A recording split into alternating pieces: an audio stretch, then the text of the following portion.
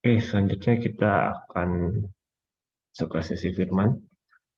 Sebelumnya, Ibu Santi bisa berdoa untuk kita sebelum kita membaca firman.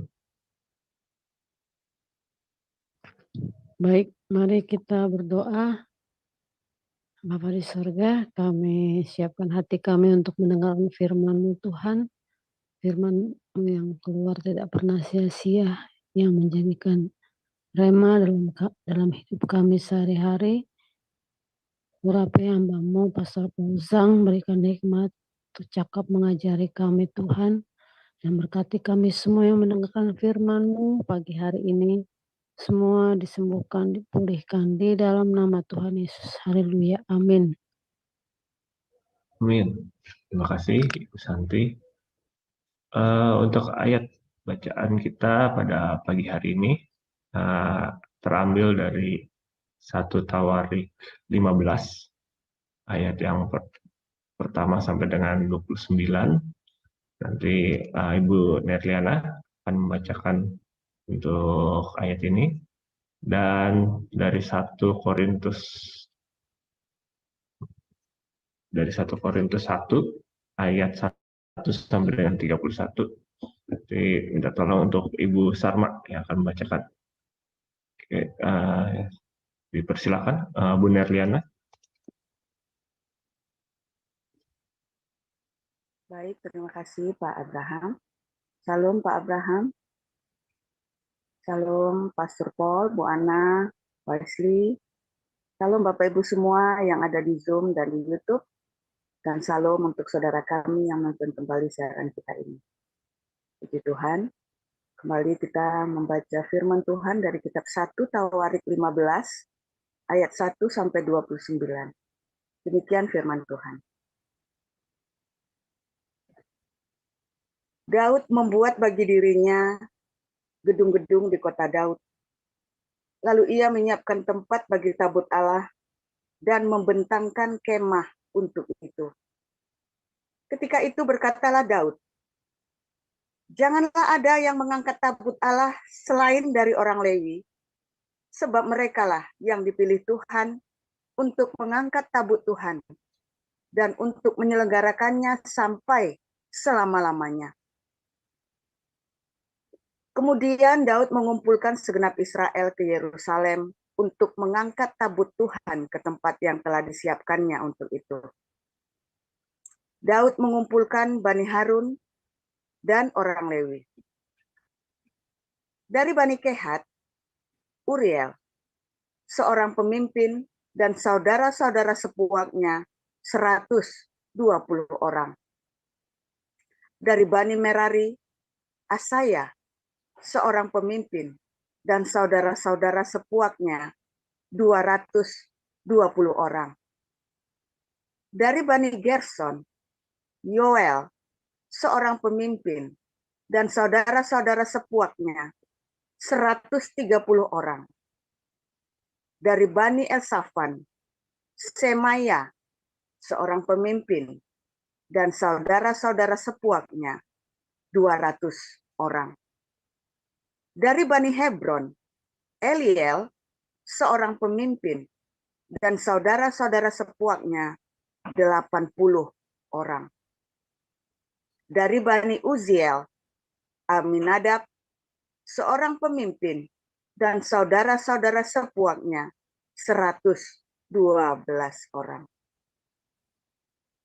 Lalu Daud memanggil Zadok dan Abiatar, imam-imam itu, dan orang-orang Lewi, yakni Uriel, Azaya, Yoel, Semaya, Eliel, dan Aminadab, dan berkata kepada mereka, hai kamu ini, para kepala puak dari orang Lewi, kuduskanlah dirimu. Kamu ini dan saudara-saudara sepuakmu, supaya kamu mengangkut tabut Tuhan, Allah Israel, ke tempat yang telah kusiapkan untuk itu. Sebab oleh karena pada pertama kali kamu tidak hadir, maka Tuhan Allah kita telah menyambar di tengah-tengah kita. Sebab kita tidak meminta petunjuknya seperti seharusnya. Jadi para imam dan orang-orang Lewi menguduskan dirinya untuk mengangkut tabut Tuhan, Allah Israel. Kemudian Bani Lewi mengangkat tabut Allah itu dengan gandar, pengusung di atas bahu mereka, seperti yang diperintahkan Musa, sesuai dengan firman Tuhan. Daud memerintahkan para kepala orang Lewi itu supaya mereka menyuruh berdiri saudara-saudara sepuak mereka, yakni para penyanyi dengan membawa alat-alat musik seperti gambus, kecapi, dan ceracap untuk memperdengarkan dengannya. Ulang, untuk memperdengarkan dengan nyaring lagu-lagu gembira. Maka orang Lewi itu menyuruh berdiri Heman bin Yoel, dan dari saudara-saudara sepuaknya, Asaf bin Berekia, dari Bani Merari, saudara-saudara sepuak mereka, Etan bin Kusaya, dan bersama-sama mereka itu saudara-saudara mereka dari tingkat kedua, Zakaria, Yaaziel, Semiremot, Yehiel, Uni, Eliab, Benaya, Masea, Matika, Elifele, Mikneya, dan Obed Edom, serta Yeiel, para penunggu pintu gerbang. Para penyanyi, yakni Heman, Asaf, dan Etan, harus memperdengarkan lagu dengan ceracap tembaga. Zakaria, Aziel, Semiramot, Yehiel, Uni, Eliab, Maasea, Benaya harus memainkan gambus yang tinggi nadanya.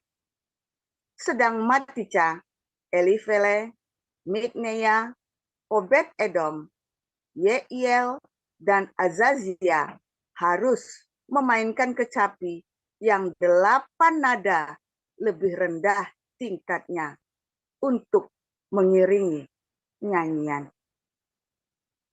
Kenaya, pemimpin orang Lewi, mendapat tugas pengangkutan. Ia mengepalai pengangkutan, sebab ia paham dalam hal itu. Berekia dan Elkana adalah penunggu pintu pada tabut, dan sebanya Yosafat, Netanael, Amasai, Zakaria, Benaya, dan Eliezer, yakni imam-imam itu, meniup nafiri di hadapan tabut Allah. Sedang Obed Edom dan Yehia adalah penunggu pintu pada tabut itu.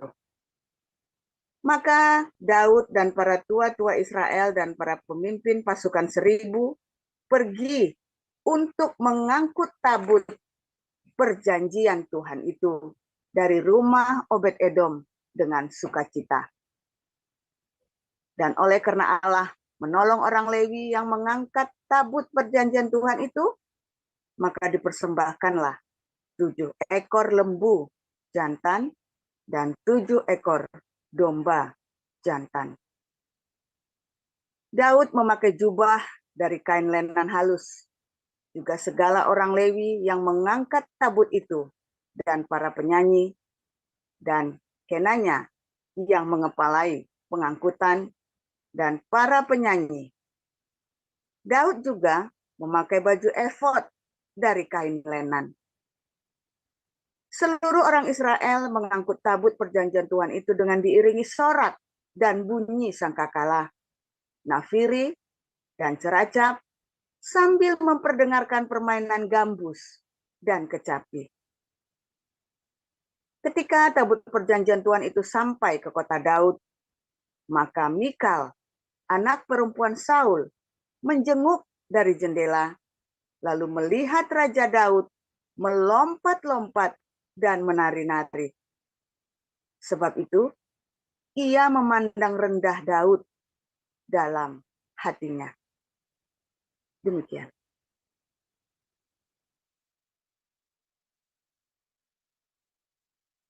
Terima kasih, Bu Nerliana. Bu Sarma, apakah siap? Baik, saya akan bacakan kebenaran firman Tuhan yang terambil dari Korintus 1. 1 Korintus 1. Beginilah firman Tuhan. Dari Paulus yang oleh kehendak Allah dipanggil menjadi Rasul Kristus Yesus, dan dari Sostenes, saudara kita, kepada jemaat Allah di Korintus, yaitu mereka yang dikuduskan dalam Kristus Yesus, dan yang dipanggil menjadi orang-orang kudus, dengan semua orang di segala tempat, yang berseru kepada nama Tuhan kita Yesus Kristus, yaitu Tuhan mereka dan Tuhan kita. Kasih karunia dan damai sejahtera dari Allah Bapa kita dan dari Tuhan Yesus Kristus menyertai kamu. Aku senantiasa mengucap syukur kepada Allahku karena kamu atas kasih karunia Allah yang dianugerahkannya kepada kamu dalam Kristus Yesus. Sebab di dalam Dia kamu telah menjadi kaya dalam segala hal, dalam segala macam perkataan, dan segala macam pengetahuan, sesuai dengan kesaksian tentang Kristus yang telah diteguhkan di antara kamu. Demikianlah kamu tidak kekurangan dalam suatu karunia pun, sementara kamu menantikan penyataan Tuhan kita Yesus Kristus. Ia juga akan meneguhkan kamu sampai kepada kesudahannya, sehingga Tuhan kita Yesus Kristus, Allah, memanggil kamu kepada persekutuan dengan anaknya Yesus Kristus. Tuhan kita adalah setia. Tapi aku menasihatkan kamu, saudara-saudara, demi nama Tuhan kita Yesus Kristus, supaya kamu seia sekata dan jangan ada perpecahan di antara kamu, tetapi sebaliknya supaya kamu erat bersatu dan sehati sepikir. Sebab, saudara-saudaraku, aku telah diberitahukan oleh orang-orang dari keluarga Klo tentang kamu, bahwa ada perselisihan di antara kamu. Yang aku maksudkan ialah bahwa kamu masing-masing berkata, aku dari golongan Paulus, atau aku dari golongan Apolos, atau aku dari golongan Kefas, atau aku dari golongan Kristus. Adakah Kristus terbagi-bagi? Adakah Paulus disalibkan karena kamu? Atau adakah kamu dibaptis dalam nama Paulus? Aku mengucap syukur bahwa tidak ada seorang pun juga di antara kamu yang aku baptis selain Krispus dan Gaius, sehingga tidak ada orang yang dapat mengatakan bahwa kamu dibaptis dalam namaku. Juga keluarga Stefanus aku yang membaptisnya. Kecuali mereka, aku tidak tahu. Entahkah ada lagi orang yang aku baptis. Sebab Kristus mengutus aku bukan untuk membaptis, tetapi untuk memberitakan Injil, dan itu pun bukan dengan hikmat perkataan, supaya salib Kristus jangan menjadi sia-sia. Sebab pemberitaan tentang salib memang adalah kebodohan bagi orang yang akan binasa, tetapi bagi kita yang diselamatkan, pemberitaan itu adalah kekuatan Allah. Karena ada tertulis, aku akan membinasakan hikmat orang-orang berhikmat dan kearifan orang-orang bijak akan kulenyapkan. Di manakah orang yang berhikmat? Di manakah ahli Taurat? Di manakah pembantah dari dunia ini? Bukankah Allah telah membuat hikmat dunia ini menjadi kebodohan? Oleh karena dunia dalam hikmat Allah tidak mengenal Allah oleh hikmatnya, maka Allah berkenan menyelamatkan mereka yang percaya oleh kebodohan pemberitaan Injil. Orang-orang Yahudi menghendaki tanda dan orang-orang Yunani mencari hikmat. Tapi kami memberitakan Kristus yang disalibkan, untuk orang-orang Yahudi suatu batu sandungan, dan untuk orang-orang bukan Yahudi suatu kebodohan. Tetapi untuk mereka yang dipanggil, baik orang Yahudi maupun orang bukan Yahudi, Kristus adalah kekuatan Allah dan hikmat Allah. Sebab yang bodoh dari Allah lebih besar hikmatnya daripada manusia, dan yang lemah dari Allah lebih kuat daripada manusia. Ingat saja, saudara-saudara, bagaimana keadaan kamu ketika kamu dipanggil, menurut ukuran manusia tidak banyak orang yang bijak, tidak banyak orang yang berpengaruh, tidak banyak orang yang terpandang. Tapi apa yang bodoh bagi dunia, dipilih Allah untuk memalukan orang-orang yang berhikmat, dan apa yang lemah bagi dunia, dipilih Allah untuk memalukan apa yang kuat, dan apa yang tidak terpandang dan yang hina bagi dunia, dipilih Allah. Bahkan apa yang tidak berarti, dipilih Allah untuk meniadakan apa yang berarti, supaya jangan ada seorang manusia pun yang memegahkan diri di hadapan Allah. Tapi oleh Dia, kamu berada dalam Kristus Yesus, yang oleh Allah telah menjadi hikmat bagi kita.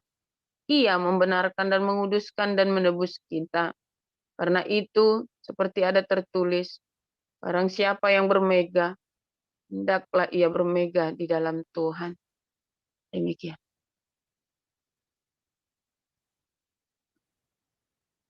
Terima kasih para lektor, Bunda Riana dan Bu Sarma. Selanjutnya kita akan mendengarkan renungan pagi hari ini yang akan disampaikan oleh Pastor Paul dengan judul Mikal. Silakan Pastor Paul.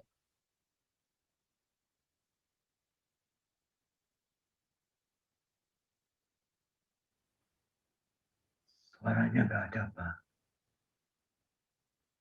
Pastor Paul, Ya, suaranya. tolong tampilkan 1 Tawarik 15 ayat yang terakhir.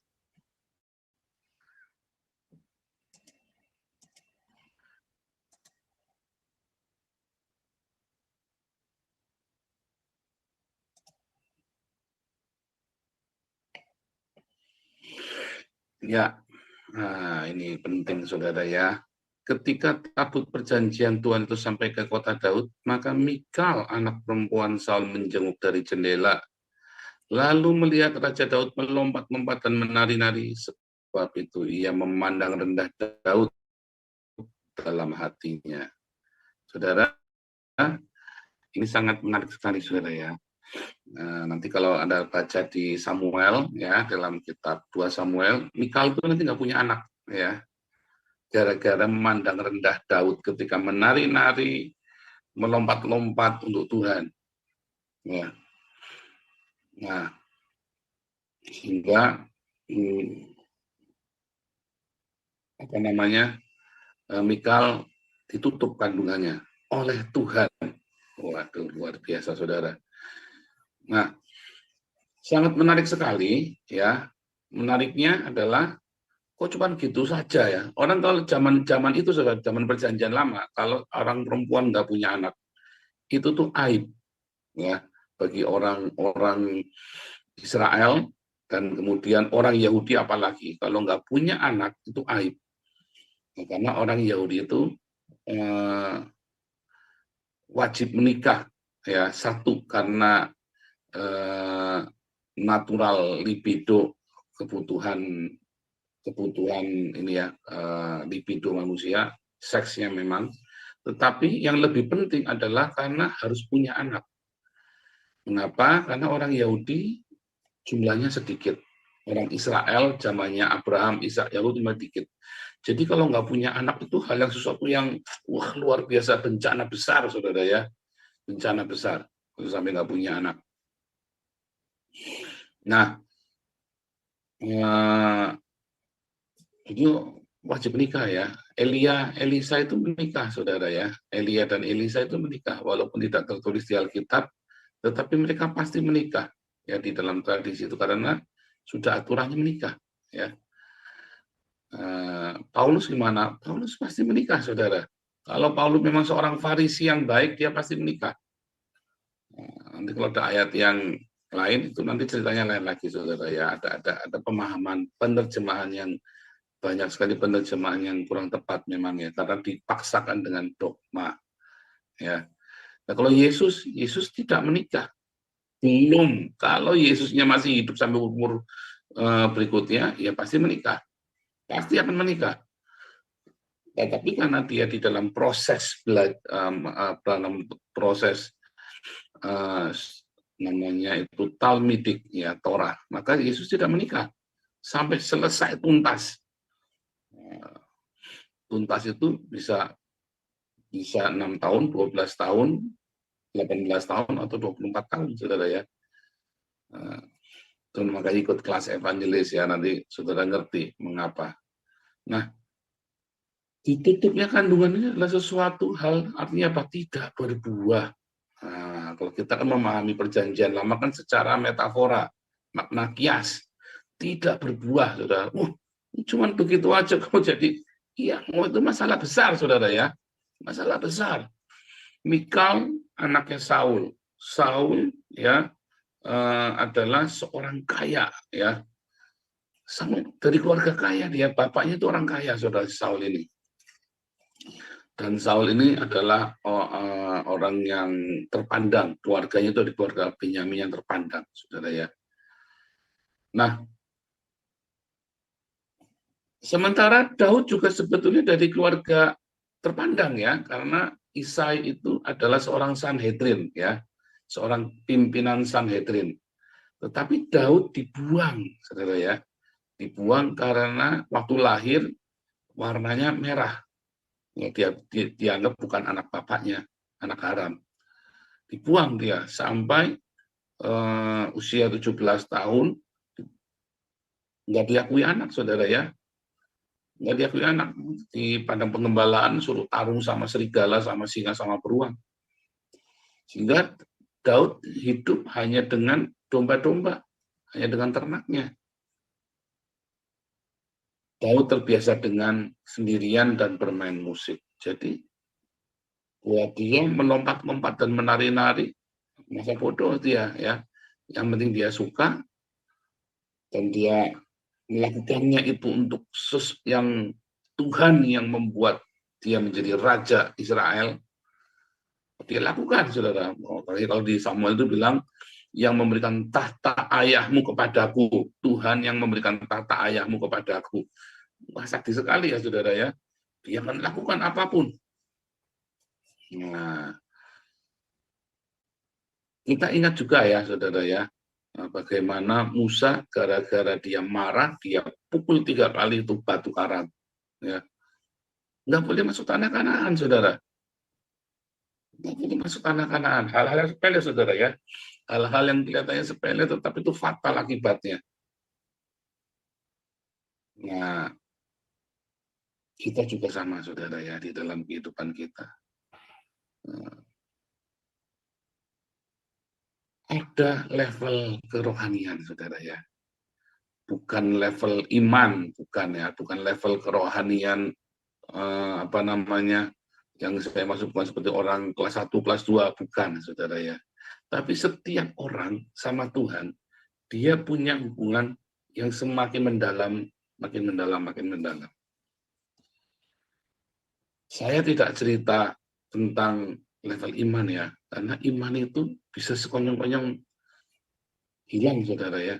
Ingat Yohanes Pembaptis ya, yang terakhir mempertanyakan kembali.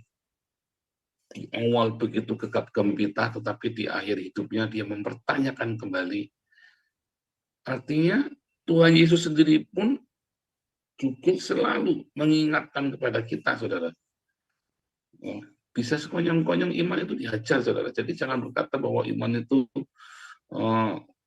pasti begitu rupa hebatnya, saudara ya. Enggak. Karena di dalam perjalanan hidup manusia, kita ada darah dan daging. Itulah yang dikeluhkan oleh Petrus dan Paulus. Bahwa kemah kediaman kita ini menyiksa kita, saudara. Ya, dan selalu berusaha menarik kita. Manusia lama itu selalu berusaha menarik kita kembali ke sesuatu yang fana. Ya. Nah, maka dari itu prosesnya ada sebuah pertumbuhan. Nah, itu saudara ya. Prosesnya itu ada sebuah pertumbuhan. Dan di dalam setiap pertumbuhan itu ya ada bayi rohani, ada anak-anak rohani, ada orang yang dewasa rohani, ada yang akil balik namanya ya. Akil balik itu bar mitzvah.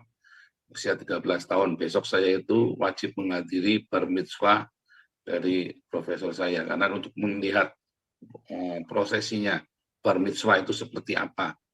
Ya, bar mitzwa usia 13 tahun, masa akil balik.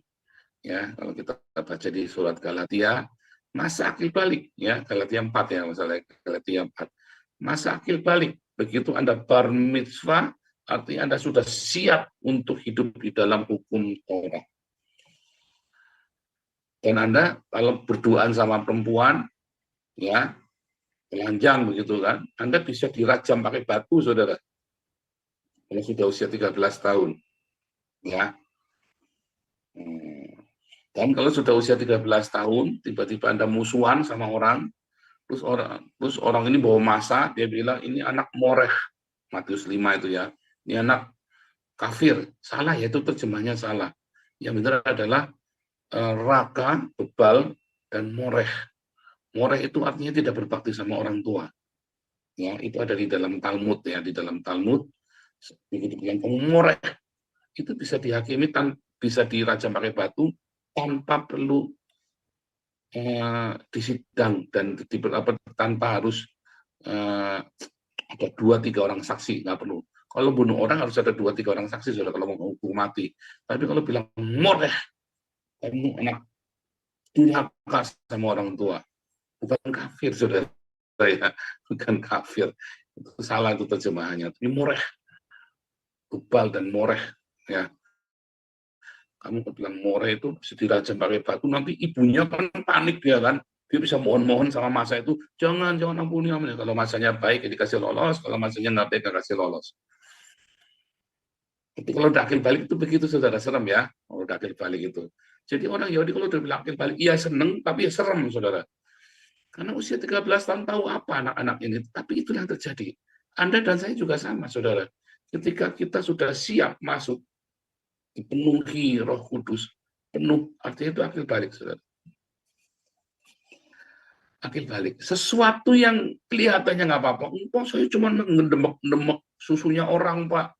Nggak penisnya nggak masuk vagina. Sampai saya dikutuk sama Tuhan. Sampai saya sial. Oh iya, saudara. Kalau Anda belum akil balik, Anda mau nembak, Anda mau ngerokok, nggak masalah, saudara. Memang Anda sudah di bawah kutub. Anda kan hidupnya sama setan. Kalau Anda tidak sama Roh Kudus, kan sama setan. Tapi begitu Anda pindah, hati-hati, saudara. Masalah kekudusan itu. Kayak tadi ya, contoh tadi main musik. Buat beberapa orang, dengarkan tadi yang nggak balance, nggak masalah. Kalau saya nggak enak sekali, sudah keganggu sekali. Suara vokalnya banter banget, walaupun nggak fales, tetapi terus pianonya nggak kedengeran. Saya terganggu sekali yang dengarnya. Tapi kalau beberapa orang nggak ada masalah, karena dia nggak ngerti. Kan begitu, saudara ya. Apalagi yang sama sekali buta dengan buta nada ya, wah sama sekali nggak ngerti, enak aja pokoknya. Tetapi buat seperti saya misalnya gitu ya, dan apalagi kalau yang itu sangat mengganggu sekali dan itu benar-benar bikin gitu loh saudara ya. Itu beneran saudara ya, sampai gitu ya. Itu sama seperti orang-orang ketika dia ya. Kalau dia nggak ngerti sama sekali, makanya kan di dalam Ibrani adalah lebih baik kalau dia sama sekali nggak ngerti si karunia itu.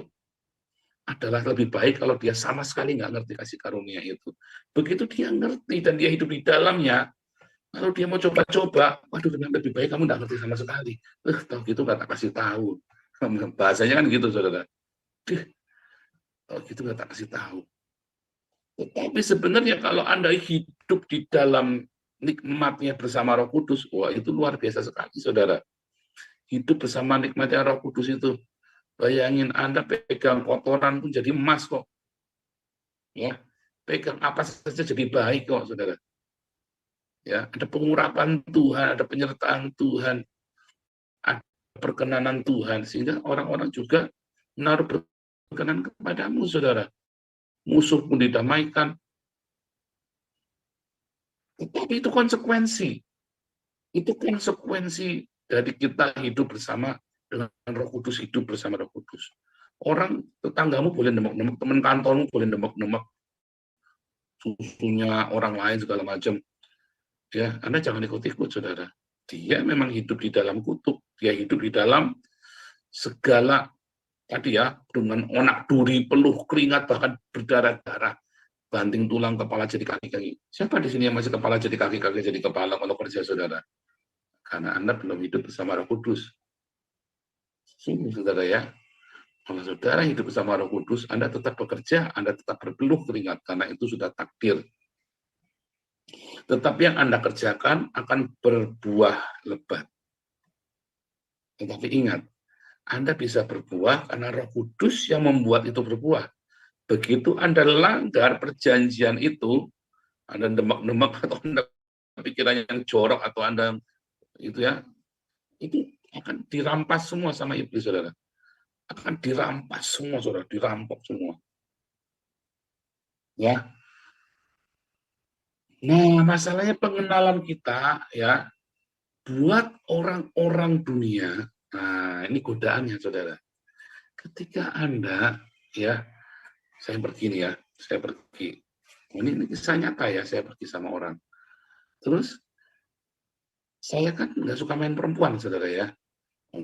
Kita saya misionari kok, saya misionari mencukupi diri sendiri, saya selalu merintis. Jadi kalau mereka main perempuan segala macam, ya kamu jalan aja, saya enggak, saya duduk sama tamu yang lainnya juga enggak, yang sama-sama sayang sama istrinya ya saudara ya. Ya kita duduk sama-sama, kita duduk di kafe, mereka mau kemana jalan ya kita duduk di kafe, kamu sana, saya nggak urusan. Wah rugi wah begini bawa. Dulu rugi, bilang rugi nggak rugi, saya nggak urusan saudara, karena kita bayar sendiri kalau main perempuan kan. Dan perempuannya zaman itu di Sumatera saudara ya, yang kelasnya kelas bawah ya saudara ya. Main perempuan beneran ya, saya dulu kerja di perkebunan itu ngeri saudara ya. Wah itu nggak jauh-jauh, tapi saya nggak mau, benar-benar tegas. Dia nggak mau rugi pak, pernah kita saudara ya. Suatu ketika kita masuk dalam itu kita main karaoke segala macam, wah terus ini mulai saudara bukil saudara ya.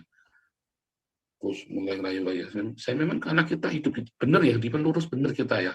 Oh enggak saudara.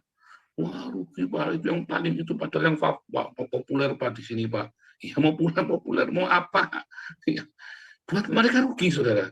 Goblok banget ini kepala cabangnya ini. Ya dikasih yang paling bagus enggak mau. Itu masih ini pak, itu wah ngeri saudara ya. Jahat-jahat ini orangnya. Mungkin itu masih SMP kali atau SMA, SMP kelas 3 atau SMA tuh ya. Edan saudara ya. Wah rugi pak. Ngomong gini. Saya punya kepala pabrik saudara ya. Kepala pabriknya. Sekarang Bapak sudah penuh Roh Kudus. Saya pernah cerita ya kalau yang dulu ya sudah cerita. Oh iya, kenapa Roh Kudus kenapa? Wah Roh Kudus semua berbahasa orang Pak Sigara apa dia bilang itu kan. Wah saya kemarin ikut kebaktian kepenuhan Roh Kudus. Wah luar biasa. Sebulan, 2 bulan, 3 bulan ada tamu saudara ya. Mana pijat, waduh saya udah nanti saya yang temani Pak Paul udah capek nanti, kasihan istri nunggu di rumah. Terus dia temani tamunya saudara. Terus besoknya dia cerita pijet katanya ini begini begitu juga. Wah molek lah beginilah segala macam gitu ya. Dalam arti wong edan katanya kemarin sih bara-bara apa sekarang basah semua. Dan itu saudara ya. Adalah lebih baik kalau dia tidak benar. Tapi saudara dia keluarganya berantakan semua, dia juga hancur hidup-hidupnya. Dia berani ngaku-ngaku kepenuhan Roh Kudus saudara ya. Berani ngaku-ngaku dipimpin Roh Kudus sambil sikara bara-bara masuk ke panti pijat basah semua, mumet basah saudara. Hati-hati saudara ya. Tapi saya dipecat saudara ya. Ini dipecat, bukan saya yang pecat. Jadi dia bikin kesalahan dari perusahaan mecat dia. Saya sampai ya udah susah, dia orang lama, dia orangnya sana gitu pokoknya, bukan itu kan kalau di perusahaan selalu ada grup-grupan gitu, kan grupnya sana bukan grupnya saya, bodoh amat saya. Akhirnya dipecat kok berantakan saudara ya, ngaku-ngaku kepenuhan Roh Kudus segala macam. Buat orang bodoh kamu tidak menikmati. Saya nggak mau. Loh kenapa Pak? Kalau orang ini sudah nggak hidup di dalam Roh Kudus bikin salah nggak boleh. Kalau orang belum penuh Roh Kudus boleh bikin salah. Iya berkatnya juga beda. Berkatnya juga beda saudara. makin Anda bersama dengan Roh Kudus, berkatmu itu makin luar biasa. Anda yang hari ini masih hidup dalam onak duri, kepala jadi kaki jadi kepala, mungkin Anda ada sesuatu yang belum dibukakan. Mungkin Anda perlu, tapi kan masalahnya itu tadi, Anda rela nggak lepaskan dagingmu itu tadi, Anda rela nggak lepaskan perzinahannya itu tadi, Anda rela nggak lepaskan kedengkian itu tadi, Anda rela nggak melepaskan kemarahan dalam hidupmu. Masalahnya kan nggak rela. Bagaimana kamu bisa pindah mewakil balik? Enakan Pak kalau tak ampuni Pak, enakan dia Pak. Iya, bagi dunia itu kebodohan. Tetapi memikul salib, itu kan salib tadi itu namanya kan. Bagi dunia itu kebodohan memikul salib. Tetapi kalau kita tahu berkatnya itu luar biasa, bagi dunia itu kebodohan. Mengampuni. Bagi dunia itu kebodohan. Mengampuni, kenakan dia dong, Pak, dilepas Pak. Jadi memang enak. Karena memang kita mau kasih enak dia. Biar urusan dia sama Tuhan. Masalahnya kan kita nggak ikhlas kan, nggak mau kan. Nah, karena kita belum penuh dengan Roh Kudus. Karena kita belum melimpah dengan Roh Kudus. Ya, tapi makin kita penuh dan kita makin mengerti rahasia itu, saudara, makin enak, saudara. Tadi ya, kalau kita main musik, makin lama makin disiapkan, makin bagus main musiknya. Makin lama kita makin profesional. Kita dulu cuma main gitar bolong, saudara ya. Lama-lama kita sampai punya alat musik sampai ratusan juta ya, sampai 100 juta lebih alat musik kita. Enggak nyampe ya. 50, sekitar 70 jutaan kita beli alat musik itu ya, saudara ya. Jadi cuma gitar bolong harga 500.000, saudara, 30 euro. Dulu beli di toko barang bekas. Kita memuji Tuhan sampai kita punya alat-alat musik yang begitu bagus, saudara ya, dan kita bisa merekam, satu direkam gitu ya, saudara ya. Kita yang belum bisa itu kalau live selalu gagal. Kita masih belum tahu caranya supaya stabil ya. Dari dulu ya, kalau live di penginjilan pun kalau live selalu hancur suaranya. Jadi kita sekarang rekam dulu, baru kita upload supaya bagus suaranya. Entah kenapa ya, kita memang belum pinter itu, saudara ya, live itu karena mungkin terburu-buru atau karena banyak hal ya. Kalau persiapan mau live jadi 2 jam, itu karena sama ya. Itu sebenarnya sama, kehidupan itu nggak akan jauh-jauh dari latihan, coba kita mengerti ya. Makanya perlunya belajar tiap hari. Ya, Anda dari mana Anda bisa mengerti? Saya kasih tahu Anda mengapa hidupmu penuh dengan onak duri. Ada sesuatu yang belum kamu lepaskan sehingga kamu tidak masuk di dalam akil balik. Ya, kamu tidak akil balik sehingga hidupmu penuh dengan onak duri. Masih gaya koboi. Ya, kelihatannya rohani, kelihatannya ke gereja, kelihatannya baca firman, kelihatannya beragama, ya. Tetapi sebenarnya ada, ini kan cerita roh. Jangan cerita fisikmu ada di gereja, fisikmu baca Alkitab, fisikmu lagi nyanyi, fisikmu lagi jadi pembawa firman. Oh, enggak, saudara. Ini tanggung jawab pribadi kita masing-masing di dalam roh kita. Yang tahu cuma kamu dan Tuhan. Orang lain nggak tahu apa yang terjadi. Anda boleh kelihatannya suci murni, hebat, wow, holy. Tapi Anda cabulnya minta ampun. Sehingga penuh dengan onak duri hidupmu, saudara. Atau Anda penuh dengan iri dengki, penuh dengan kemarahan. Sehingga penuh dengan onak duri. Semua orang diajak ribut. Kalau ribut pokoknya kudu sampai satu kudu korban, kudu habis satu, saudara.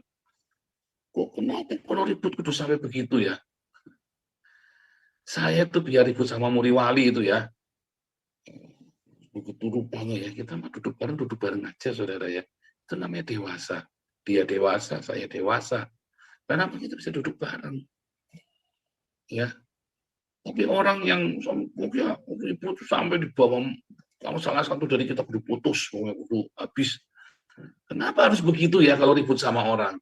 Kalau sudah nggak suka sama orang, dikejar terus, saudara ya. Saya mah kalau nggak suka sama orang, apa yang nggak suka? Saya nggak suka sama hal ini. Misalnya Pak Putih itu ya. Yang Pak Putih kan orang kita dulu. Saya nggak suka dalam hal ini. Tapi dalam hal lain saya bisa terima dia, saudara. Ya, dalam hal lain saya bisa terima dia. Kalau nggak suka, Jadi bukan kalau nggak kasih berarti dia jelek semua. Oh, nggak bisa. Nggak bisa begitu, saudara ya. Ya bisa, kita bisa nggak suka sama orang. Ya udah itu saja yang kita nggak suka. Kita sampaikan, kita bangun hidupnya. Ya,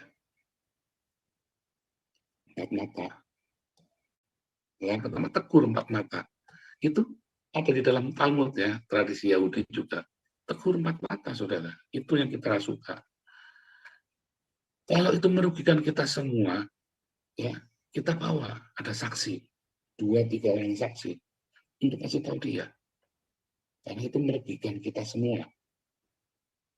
Ya, kamu nih, suami istri bertengkar di hadapan orang banyak, bikin malu. Ya, sampai akhirnya kabur-kaburan. Ya, nggak bisa, ada saksi, nggak ada saksi, ya udah kita bongkar semua. Ini tidak benar. Gitu, saudara ya. Tapi kalau kita nggak suka sama orang, jangan terus berarti. Banyak orang ya begitu ya. Artinya Anda, makanya hidup Anda penuh dengan onak duri. Ya. Karena kalau sudah nggak suka sama orang, aku udah putus sampai orang itu putus mati kalau bisa, mati sisan kalau bisa.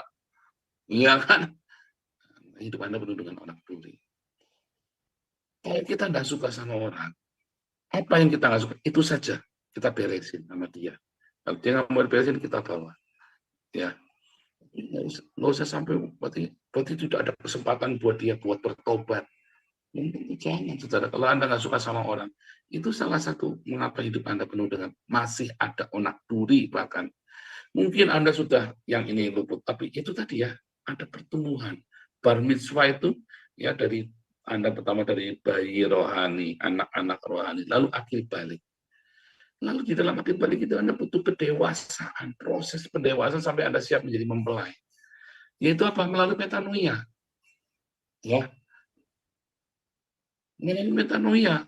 Nah, nanti kalau Anda sudah metanoia, kayak dulu sudah sering bilang ya, Anda waktu masih 3 tahun, tiba-tiba Anda ngompol begitu, kita ketawa. Anda begitu 5 tahun, terus Anda kencing di atas meja, kita selentik, saudara. Tapi kalau Anda sudah umur 40 tahun, Anda tiba-tiba berdiri di meja tamu atau di meja makan, terus kencing mancur-mancur begitu, ya bukan selentik, saudara. Serampang pakai balok kaki, ya, saudara. Itu namanya kurang ajar, rokcok. Itu sakit, kalau rumah sakit jiwa. Ya kan? Masa udah umur 40 tahun, dari atas meja makan, terus kencingin semua orang-orang begitu, saudara. Kurang ajar. Nah, ya kan? Hukumannya pun berbeda. Ya kan? Kalau waktu masih bayi, si YC itu masih bayi itu ya, baru lahir ceprot di hari yang sama. Ya kan lahirnya gede tuh si YC itu 4,2 kilo itu ya. Terus habis dibersihin, udah selesai mandi, ya ada suster di bawahnya, saudara, apa perawatnya itu ya, lagi ditaruh di atas meja begitu, ada tempatnya gitu, terus bidanya ada perawatnya di bawahnya lagi ngambil, tiba-tiba mancur kencing cur gitu. Saya ngelihat, kita ketawa semua, saudara. Kita semua ketawa, perawatnya pun ketawa nggak berhenti-berhenti. Ya geli, ya lucu. Ya. Tapi coba kalau yang lakukan anak orang umur 40 tahun begitu, dikencingin begitu rame-rame, menghina sekali, bisa masuk penjara itu, saudara. Nggak lucu itu, bisa masuk penjara, penghinaan. Udah ajar. Oh ya bedanya, saudara ya. Dari pertama awalnya adalah suatu kehinaan. Memandang rendah. Kok kamu begitu? Rugi kamu. Rugi kamu. Tetapi begitu kita sampai ke dalam, ya, akhirnya ketika kita memandang rendah, kita juga menjadi kutuk, saudara. Mikal bukannya nggak ngerti-ngerti, saudara. Dia tahu kebenaran. Dia tahu bagaimana Tuhan menyertai Daud. Ya, bagaimana dia sudah diampuni, diterima ketika dia diserahkan kepada orang lain. Ya kan? Kakaknya ya, saudara ya, kakaknya diserahkan kepada orang lain. Dan dia sendiri juga Begitu saudara ya. Wah, kasihan sekali saudara Mikal ini. Kasihan sekali.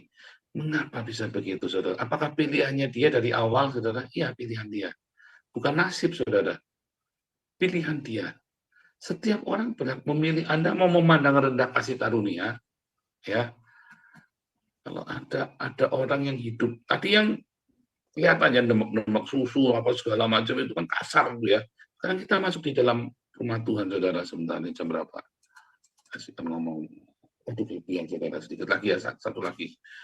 Sekarang kalau Anda sudah di dalamnya, ya di dalam satu komunitas, ya, yang satu bilang ini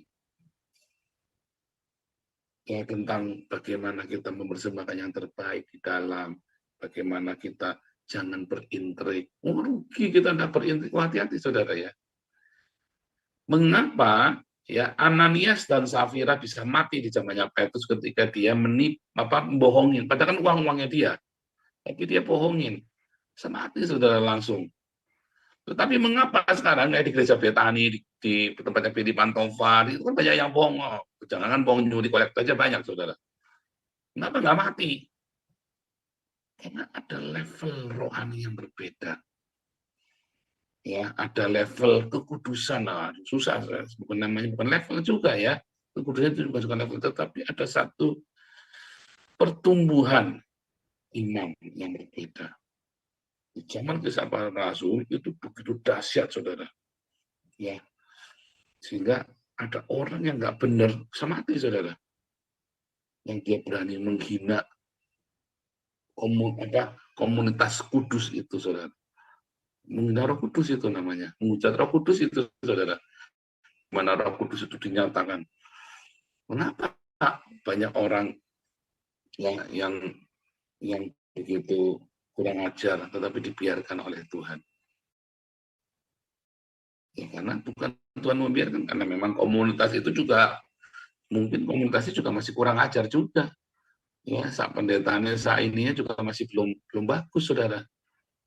Ya kan? Masih dia belum murni hatinya. Tapi kalau mulai dari pemimpinnya murni, para penatua murni, para diakennya murni, semua aktivis di dalamnya, orang-orang yang murni hatinya, ketika ada yang nggak murni, tersingkirkan, saudara. Jadi nggak perlu kita sampai mengacungkan tongkat kita buat ngebuki atau buat, nggak perlu ya. Jadi nggak perlu sampai Anda, kalau memang ada yang tidak kudus, nanti mati, saudara. Ya, ada sebuah gereja pecah jadi 3. Ya, yang satu dong, karena bilang ini soalnya si orang ini pemimpin yang baru ini nggak benar. Saya bilang kalau pemimpin nggak benar dikasih mati sama Tuhan. Kalau nggak dikasih mati gimana? Ya berarti kita semua memang nggak benar, kumpulan orang nggak benar, terus kita punya pemimpin nggak benar. Nggak, saudara. Kalau kita ini orang-orang benar, tiba-tiba ada yang berusaha bikin yang nggak benar, mati, saudara. Jangan percaya itu mati, saudara ya. Kalau kita kumpulan orang-orang yang benar, tiba-tiba ada satu yang tidak benar, dan dia berhasil dengan cara yang licik pokoknya ya, mati, saudara. Asal kita semuanya benar. Tetapi kalau dia yang mati-mati gimana? Ya berarti jangan-jangan kita sendiri juga nggak benar, terus kita ngaku-ngaku benar. Sama ya. Jadi kalau misalnya ada kita yang bikin salah, kita tegur 4 mata. Habis tegur 4 mata, ya. Yang salah itu saja, jangan dibawa kemana-mana. Jangan dibawa kemana-mana, cukup diisolasi sampai situ saja. Kalau nggak bertobat gimana? Ya sudah kita kasih tahu, pokoknya kita batasi ruang geraknya dia supaya jangan kerak itu jangan lengkap yang lain. Ya, kalau ada orang itu yang nggak kudus dalam komunitas kita kasih tahu, kita tegur langsung. 4 mata, dia masih ngeyel, dia masih mau nyoba-nyoba jajal, bawa saksi, kita 2-3 orang kasih. Begitu, ya kita kasih tahu, kita isolasi, itu ya, dibatasi. Gitu ya, saudara ya. Jadi itulah cerita ya, bagaimana jangan memandang rendah kasih karunia, kekudusan, iman, ya, salib, yang akhirnya kan memikul salib kita. Jangan memandang rendah proses salib itu, saudara. Jangan bagi orang yang pecundang itu rugi. Tapi bagi kita yang mengerti, oh itu kan dibawa pada kemuliaan. Ya, Tuhan Yesus memberkati.